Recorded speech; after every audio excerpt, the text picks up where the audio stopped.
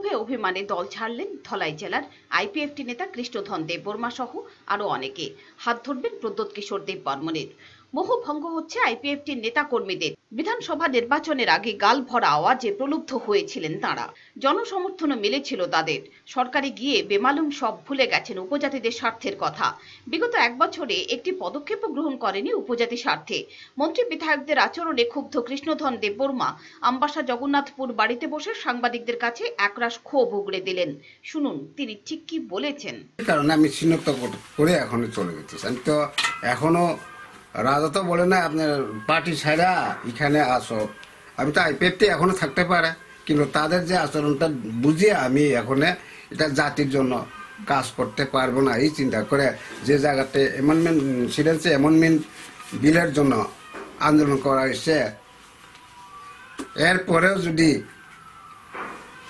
ওই যারা আন্দোলন করছে তারা হচ্ছে বিজেপি, নরেন্দ্র মোদী, তাদের বিরুদ্ধে তো সবাই তো একজোট হয়ে তো আমরা আন্দোলন করলাম। এমনকি মাধববাড়ি কাণ্ডে এবং নাগরিকত্ব সংশোধনী বিল প্রসঙ্গে মন্ত্রী বিধায়কদের ভূমিকায় আমবাসা কমলপুর মহকুমায় অনেক নেতাকর্মী দল ছাড়বেন। এর মধ্যে রয়েছে আইপিএফটির কেন্দ্রীয় কমিটির সদস্য, জানালেন কৃষ্ণধন দেববর্মা। আজ ভোট দিয়া ছাড়া গণতন্ত্রের মাধ্যমে আইপিএফটিকে বিধানসভা পাঠানো, সেই গুলি বর্ষণের আহতদের চিন্তা করেই আমি এই আইপিএফটির সঙ্গে শূন্য করিয়া আমি উদ্যোগটা নিলাম।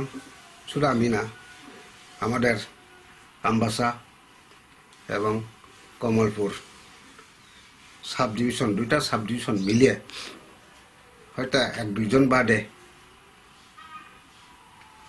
আমাদের আইপিএফটি বিভাগীয় কমিটির সদস্য, সেন্ট্রাল কমিটি এক্সিকিউটিভ মেম্বার যেমন মেসরিয়া স্বপন দেববর্মা এক্সিকিউটিভ। আগামী 4 মার্চ এক সভার মধ্য দিয়ে দলত্যাগ করবেন তাঁরা।